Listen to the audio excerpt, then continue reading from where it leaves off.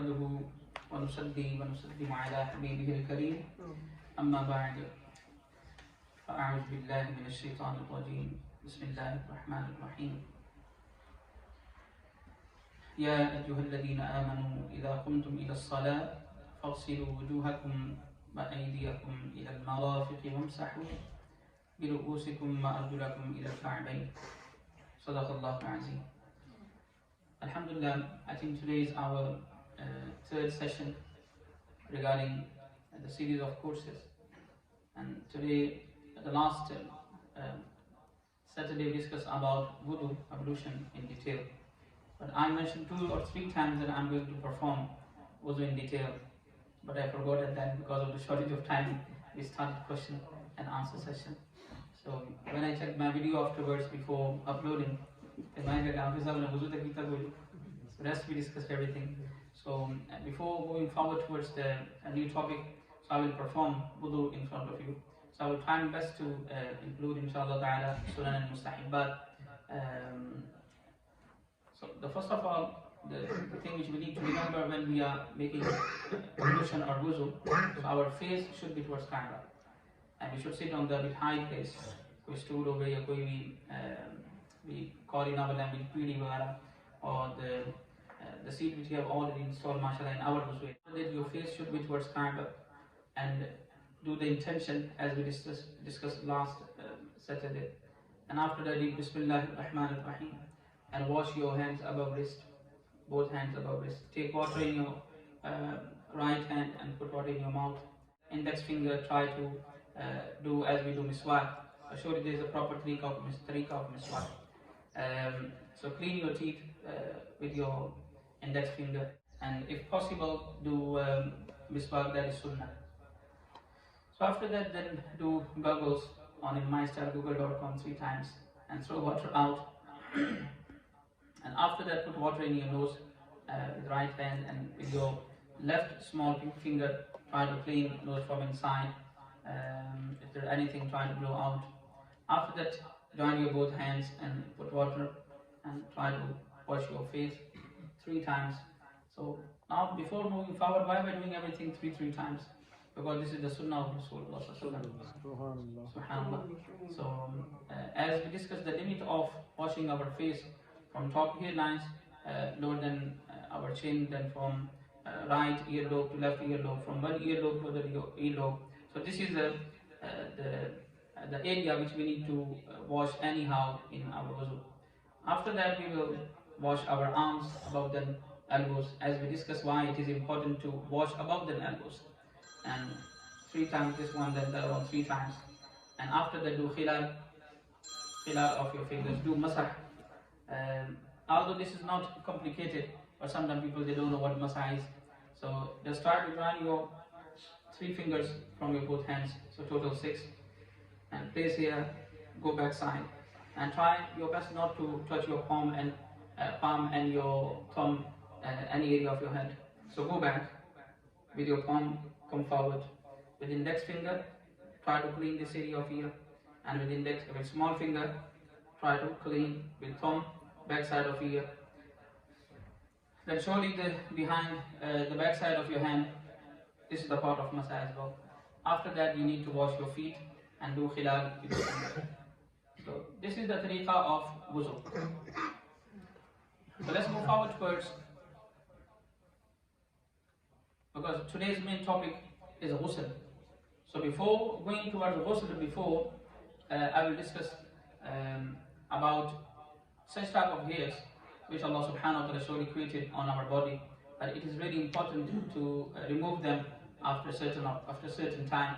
So inshallah, I'm going to discuss what they are and how we should do it. So we need to remember that this is mustahab amal. This is mustahab and recommended, as I have discussed so many times. The meaning of mustahab is that if you will act upon any amal, you will get reward. But if you're not acting upon that amal, you're not committing any sin. This is not anything which is take you towards anything haram or this and that. If you will act upon, surely this amal is mustahab, you will get reward. Men and women, they should remove their pubic hairs every week. This is mustahab. This is mustahab amal. But the maximum limit 40 days. We shouldn't go over 40 days. We shouldn't cross our limit.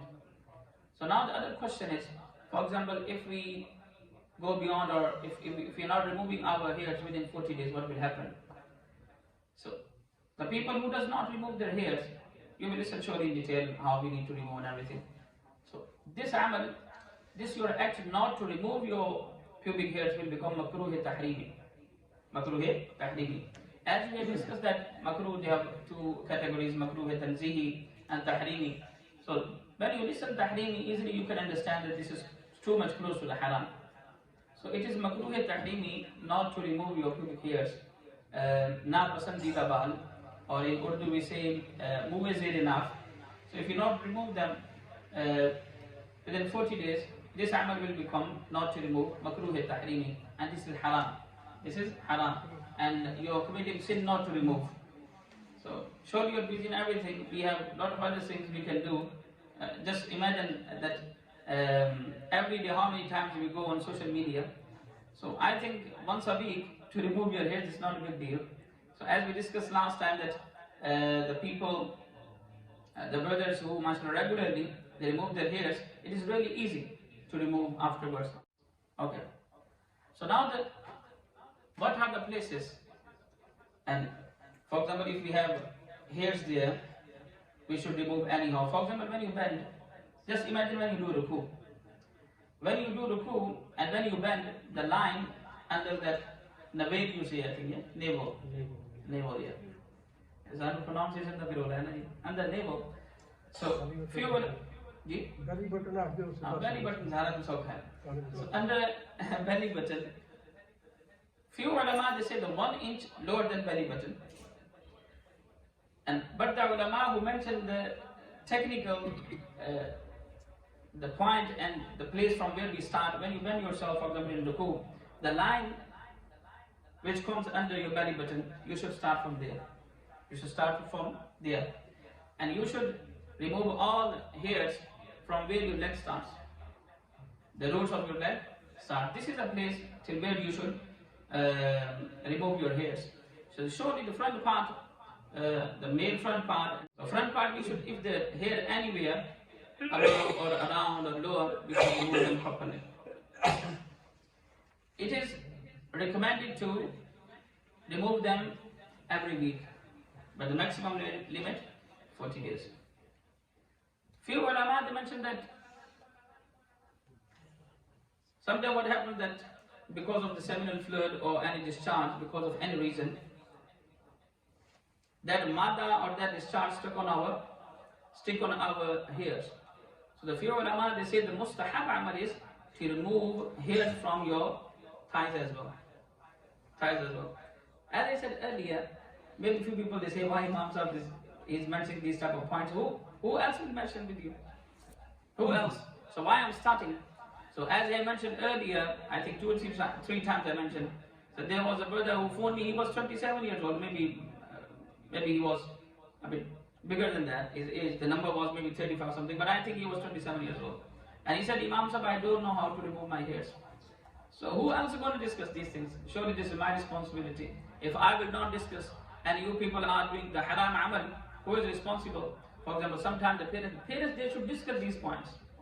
But if they're not discussing, at least you have chance. You can bring your children here. So the front part, properly, the lower 2 parts and the front part, all the organs properly. So the place from where stool comes out, around that and all that line, if there are hairs, you need to remove them as well. But that is not something which is anyhow you need to remove. That is recommended.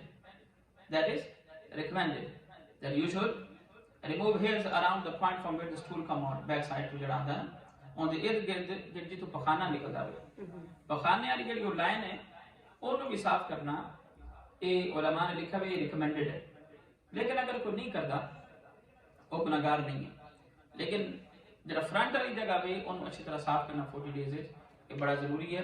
The person who will not do it, that person is doing makruh tahrim. अच्छा जी. Now often the people they ask this question, the Imams, of how should we remove our hairs? So for women, it is recommended to pluck hairs. There are such type of machines in the market which works at the plucking style. So for women, this is mustahab to pluck hairs, and if man can pluck hairs, it is better for them to do it. But for example, if someone does not want to pluck hairs because of the pain, because of any reason, so then remember, whether you're removing your hairs with razor, blade, cream, and shaver, or waxing, they all are permissible. They all are allowed. But for women, it is recommended not to use razor or blade. But if they will do it, it doesn't mean they're committing any sin. The main purpose is to remove hairs. In the past, maybe, mashallah, a few of our buzurg they here, and I think I read somewhere other people used to use raak, ashes of raak ashes in the past. I think I read somewhere that people used to use the ashes to remove their hairs. But the main purpose is to remove hairs anyhow. To remove hairs.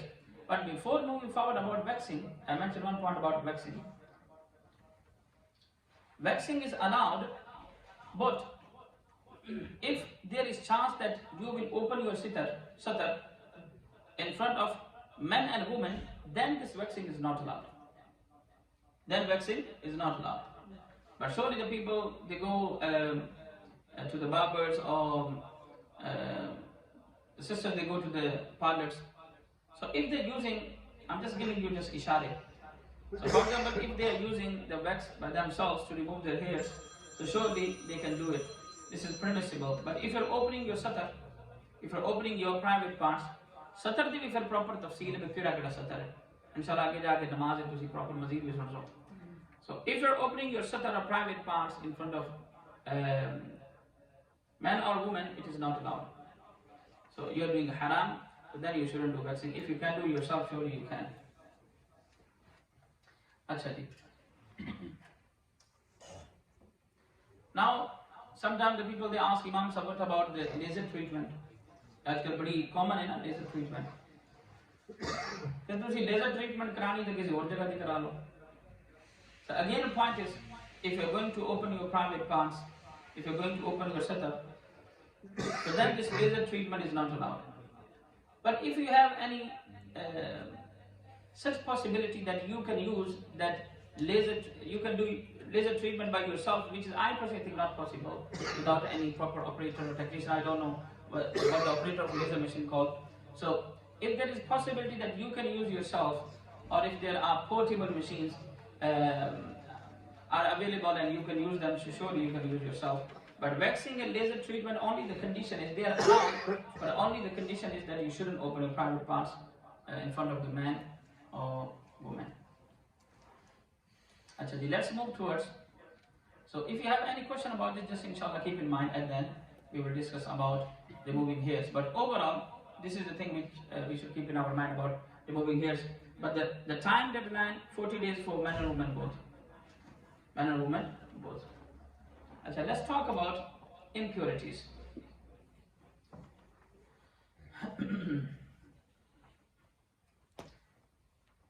Although the ulama, they went so much in detail about the technicalities of impurities, which is called in Urdu najasat. Ulama ne najasat को बड़ी तफसील में बयान की था. मैं कोशिश करता हूँ मैं अंग्रेजी ज़्यादा बयान करा, लेकिन ये कि उर्दू थोड़े बहुत अल्फाज में जो क्या जरा सा, क्योंकि बाल बादियाँ ने भी क्या सी कि तुसी थोड़ा बयान करो. उर्दू तो अल्हम्दुलिल्लाह मैंने बड़ी टिका के आंदी है, मगर ये जिक्सर्स भी फिर मैं कभी चलो अंग्रेजी ठीक है. Najasat, the filth or impurity, the mainly, if you talk about the beginning, they have two aqsam, haqiqi and hukmi. No need to be worried about it, inshallah. When I will discuss with you, you will know what it is. Haqiqi means which can be seen, and the hukmi, which cannot be seen. Hukmi means like breaking of wudu. But we need to discuss haqiqi, which can be seen in detail. Then further, this impurity haqiqi has two aqsam. Number one is ghaliza, dense and heavy. The other hukam is khafifa, light, najasat and impurity. I know it is a bit difficult thing, but don't worry, inshallah, I will try to summarize and I will try to make it a bit lighter to understand, inshallah. So if we talk about the khafifa, the najasat khafifa, impurity which is a bit light, that is urine of halal animals. Urine of halal animals. Then I will discuss that how can you remove, if for example you have on your clothes or body, khafifa or ghaliza, I will discuss in detail at that. So the khafifa has two aqsam, urine of halal animals and then excretion of haram birds. But let's go towards dense and heavy najasat or impurity and ghaliza.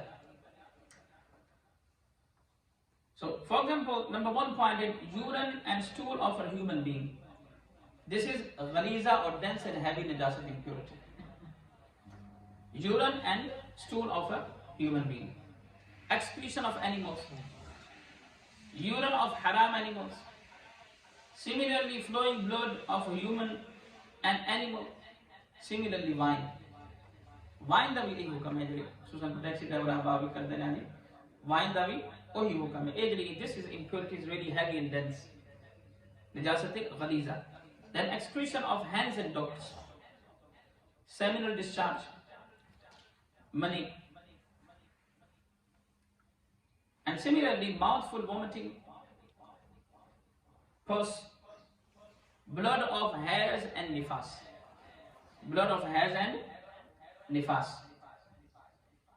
Although these hairs and nifas need a bit detail, but let me just give you the definition of that. The hairs means, this is a monthly cycle of the woman which is called hairs. Which is called hairs. And the minimum limit of hairs is 3 days. And the maximum limit 10 days. But surely this topic also needs really detail about hairs and nifas. But these masail are for the woman. Surely if any sister want to ask, but I feel the sister don't want to ask any question. They send me text afterwards, so surely they can. No problem about that, inshallah. As I will receive any message, I will reply them. Whether within this program or afterwards, as you are easy, no problem. So the hairs or nifas, this is also the impurity which is called ghaliza. So the hairs which is monthly cycle of woman, so the minimum days are 30 and the maximum 10 days. And nifas, the blood which comes after the birth of the child, the maximum days are 40. Okay. So hairs and nifas, white discharge with urine, which is called wadi, and white, then the water discharge, which is called mazi. I explain what it is. So the one type of discharge because of the one type of discharge is, which is called like the cum or money in Urdu we say, and similarly seminal fluid. For example, if intentionally you thought something or you did something, and I don't want to go into detail.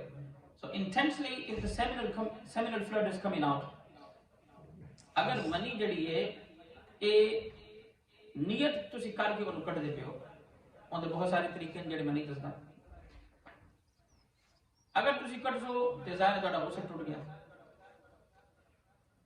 But sometimes what happens, the people they intentionally they're not taking that thing out, but they listen something, they were watching something, they listened something, and although the discharge there is not any type of discharge coming out from the front part, but they feel a bit wetness. They feel a bit wetness on front part of male. Now, what is the hukam of that? The hukam is this: if that wetness will touch your clothes will become napak, and your wudu will be invalid. But your ghusl will not be invalid. Yani gana ghusl tut sina, it will not break your ghusl. I hope you got my point. For example, someone was thinking about something, or watched something, listened something, and he is feeling a bit wetness on front part of male. If that thing is touching your clothes will become napak. your wudu will be invalid, your ghusl will be broken, your ghusl will not be broken. Now the other thing is, for example, because of the intentional discharge, I'm using really light word for this. Because my vocabulary and my English is not like you people speak. But I try my best not to go so much in detail because of the reason you know. Otherwise, few of these masail need really detail, face to face. But surely if you have any question, you can ask afterwards, or if the question is really light, you can ask here as well. So, the first point is intentionally discharge coming out because of reasons, you know the reasons. And the other thing is, the intentionally something is not coming out, but you watch something, you saw something, you listened something, you were discussing something, and there is the wetness appears, the wetness started coming on the front part. I told you in detail. Now the third point is about mazi. For example, discharge happened. Intentionally discharge happened. But afterwards, you did a ghusl, or you did yourself park and everything you did. But after that you felt that still water coming out. Still water coming out. So this is najasat ghaliza as well. Now the hukam is this, that water will also make your kapde napak. And that will also break your, invalidate your wuzu. Your wuzu will become invalid, but your ghusl will not be invalid. Ghusl ka invalid hota nahi, yani bande da ghusl tutda hai. But that will not break your ghusl. Now sometimes what happens, a few people they have the problem of drops. Yani in Urdu we say the jariyan. A few people they have like this medical problem that the drops are coming. I'm not talking about the drops of urine. I'm not talking about the drops of urine. But them drops are coming out. So if them drops will also touch your kapde will become napak. But because that drops are not coming out intentionally, intentionally. So therefore, ghusl will not be considered broken, or that ghusl qaim rehse. Okay, so we were talking about the najasat ghaliza. Fat and blood of dead animals. This is also one of the types of najasat ghaliza. Saliva of haram animal. So these were the points which I was thinking to mention in front of you. So the mainly I did two aqsam of najasat, haqiqi and hukmi. Then I did further two aqsam, najasat ghaliza or khafifa. So the najasat ghaliza, I told you in detail about 14 or 15 points, what they are. So now let's discuss that what will happen if we will have a najasat ghaliza, the 14, 15 points. So najasat ghaliza, you have listened, urine, stool, excretion of animal, urine, and similarly discharge and all these type of things. Actually, how to remove najasat ghaliza? How to remove najasat ghaliza if they are on your body or if they are on kapde? If it is greater than old 10 pence coin, if it is greater than an old 10 pence coin or 1 dirham, it is first to clean it from the clothes and from the body before offering a prayer. And the second qism is, if it is equal to the size of palasi, if it is greater than that, then it is first to clean them, to wash them. And the second type of it is, if it is equal to the size of 10 pence coin, it is a wajib to clean it. Yani on the equal way ya vadda hoge har surat onu in the do aqsam de danu zarur onu saaf karna padse. Now the third thing is, if it is less than the size of the 10 pence, it is sunnah to clean. It is sunnah to clean. Okay, now the lighter qism of najasat khafifa. If it is to extent of 1/4 or more than that of the size of the affected part of the body or particular portion of the garment or clothing, then it is a necessity to clean it. Yani chothai is on 1/4 of it. 1/4. For example, if najasat khalifa, yaar kaun hai khalifa yaar? Kithu aa gaya khalifa? Allah Akbar. So if najasat khafifa, which is urine of halal animals or excretion of haram birds, for example, if done to any one of the two things, for example, are here. So until they will not be separated 1/4 of that, 1/4 of that, then surely you can carry on your namaz. Oh, yeah, you can carry on your namaz. But if they are less than that, then you can carry on your namaz. But if they are more than that, surely you will have to wash. Achha.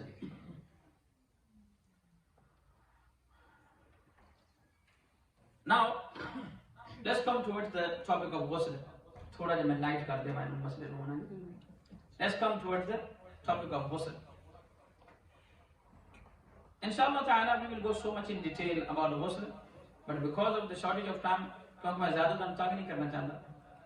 it will, inshallah, we will carry on these type of sessions, inshallah, for further 4 to 5 or 6 weeks, inshallah, because the poster which I often share on my status and I have sent you, if you will read the bullet points, then I think there are more than 14 to 15 points. Even when we will just discuss about the traveler namaz in detail, you will see, and when we will discuss about the watani asli and about these things, you will see that how it is important to know them points. And sometimes the people, they were missing their namaz. Okay, inshallah, we will go so much in detail. Achha. Now, first of all, we will discuss the Sunnah of Ghusl. When you're taking bath, so let's do two types of ghusl, Sunnah of Ghusl or the normal ghusl. Maybe there is possibility that someone will think, Imam Sahib, why are we saying Sunnah of Ghusl or normal ghusl? If you can have a purity, if you can keep yourself, if you can get the taharat or you can do cleanliness, you can get the taharat by doing the normal ghusl. What's the point to do the Sunnah of Ghusl? Why we are doing Sunnah of Ghusl? To act upon the Sunnah of Rasulullah and to get the reward of Sunnah. Okay, let's discuss the first Sunnah of Ghusl. The Sunnah of Ghusl, the tariqah of Sunnah of Ghusl is surely all them points which we discuss in wudu, do intention and right foot first and everything, all sare to zehn rakho. Achha. As you're in a toilet and you have intention to do ghusl, first of all, whether you did urine or not, you did anything else or not, must try to wash your private parts. We are discussing about Sunnah of Ghusl. ਅਸੀਂ ਕਿੰਦੇ ਬਾਰੇ discuss ਕਰਦੇ ਪਿਆ ਜਿਹੜਾ ਸੁਨਨਤ ਗੁਸਲ ਹੈ ਸਭ ਤੋਂ ਪਹਿਲੇ ਇਸਤੰਜਾ ਕਰੋ ਬੇਸ਼ੱਕ ਤੁਸੀਂ ਪਖਾਨਾ ਜਾਂ ਪਿਸ਼ਾਬ ਕੀਤਾ ਜਾਂ ਨਹੀਂ ਕੀਤਾ ਸਟਿਲ ਤੁਹਾਨੂੰ ਬਿਕੋਜ਼ ਤੁਸੀਂ ਸੁਨਨਤ ਗੁਸਲ ਕਰਨ ਜਾ ਰਹੇ ਹੋ ਆਪਣੇ ਪ੍ਰਾਈਵੇਟ ਪਾਰਟਸ ਨੂੰ ਤੁਸੀਂ ਸਾਫ਼ ਕਰੋ after washing your private parts then do full wudu few ulama they mention for example from the same place no need to wash your feet मगर मैं जानू समझान नहीं करना तुसी पूरा ਜਿਹੜਾ ਨਾ ਵੁਜ਼ੂ ਕਰ ਲਓ ਪੂਰਾ ਵੁਜ਼ੂ ਕਰੋ ਪੂਰਾ ਵੁਜ਼ੂ ਕਰਨ ਤੋਂ ਬਾਅਦ after doing the full wudu in books the few points they didn't mention and why I'm putting by myself to make things easy for you and inshallah this is not any makruh or bad amal which I'm doing just to make you more the comfortable and to make things easy to inshallah remember. So after washing private parts, istinja, do full wudu. And when you're going to do ghusl, try to put water again in your mouth and nose. As I said earlier, I'm making things easy for you. ताकि तुसी भूल ना जाओ दोबारा कर लो सारा कुछ. Put water in mouth again, nose again, and after that, wash your head 3 times. Wash your head 3 times. Then put water 3 times. एक leg कोई भी चीज़ अपने right shoulder पे 3 बारी पाओ. Left shoulder de utte 3 bari pao and then wash your whole body put water on your whole body means water on your whole body and then at the end you need to wash your feet but for men and women such type of parts in the body that where it is important for you to rinse water while you're doing first ghusl even banda jadoo napak ho janda hai because of any wet dream or because of any other reason if the start happened intentionally so your ghusl was broken you are doing sunnah ghusl I told you the rest tariqa for women few parts of their body they need to lift a bit up because if they will not lift a bit up the water will not go there they need to wash properly similarly men and women and the belly button hai ek andro bhi achhi tarah do and at the end then you need to wash your feet. ਇਹ ਤੁਹਾਡਾ सुन्नत गुस्ल हो जासी एक ही हो जासी सुन्नत गुस्ल हो जासी so now if we will discuss about the normal ghusl in normal ghusl just remove the wudhu remove stanja and wudhu the rest ghusl is normal wudhu rest ghusl is normal ghusl if you remove stanja and wudhu so the rest amal and the actions of ghusl are for the normal ghusl but if you will include stanja and if you will if you are going for urine or for anything else surely you need to do stanja for normal as well but I'm talking about the sunnat way I'm talking about sunnat way but if you will not do your stanja because you did not do anything you had no need you don't need to do this so then simply go and put water in your mouth nose बाकी सारे जिस्म में दो वजह से ये Doda normal ghusl हो जासी अल्लाह मज़ीद तौफीक अता फरमावे so there are 3 faraids of ghusl 3 faraids of ghusl I'm going to finish them inshallah then we discuss about then we take questions there are 3 faraids of ghusl number 1 rinsing the mouth in detail inshallah we discuss this point in detail then we finish sniffing water a bit off as we did in wudu the people who listen about the wudu topic sniff water a bit then washing every visible part of the entire body a 10 faraids ne these are 3 faraids pehla a apne muh ch changi tarah pani pao changi tarah muh de jin kulli ya chutti tusi aande ho sade le kuruli nahi aande pata nahi hon chutti ke tha ke sunya main magar zahir hai badi badi ilake di hai te chutti karo kuruli karo ya put water in mouth properly rinsing the mouth properly and the second phrase is sniffing water yani naak ch pani pana utte chadana thoda ja and the third is to wash whole body these 3 are the faraids of ghusl if you will miss is it 3 times that wudu as well yeah everything yeah so the normal wudu as we do 3 times when you do the normal ghusl you still when you say you do your gargle and your nose yeah 3 times that same as wudu okay now just I will discuss one point then inshallah question answer hopefully within 2 minutes I'm going to finish what is the meaning of rinsing mouth we need to discuss this point in detail quickly throwing a little water into your mouth and then spitting it back out is not sufficient और जल्दी जल्दी करते हैं ना रोटी खाने लगे तो जल्दी नहीं करते but when we talk about any a'mal and actions sometimes we are so much in rush you must make sure that you wash every fold of skin and every corner of your mouth from the lips to the throat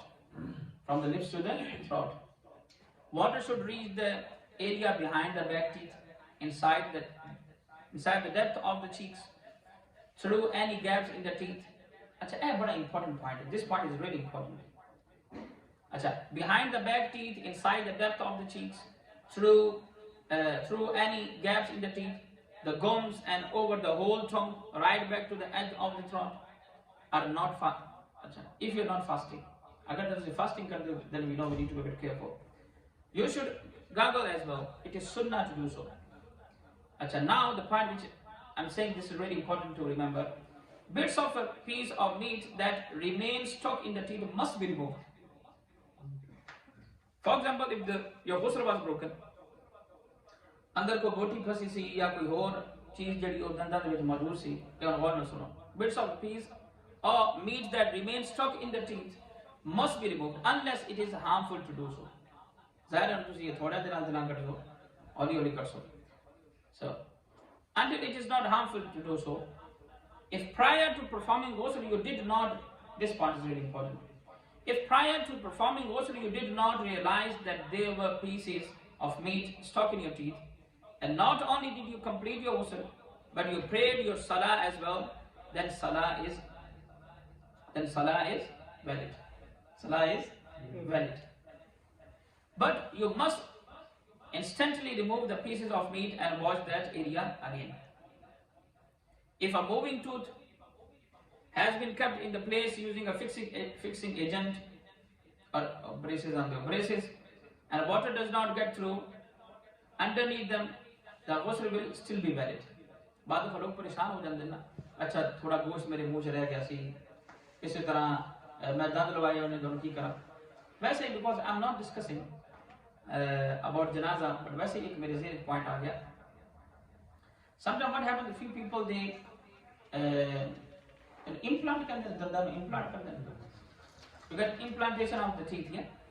So, for example, if someone has died and he had implantation of teeth, what should we do? So the ulama, they say if it is easy to remove them, surely nowadays they do screw, I think, with screw they do, yeah? Out of question that you will unscrew them.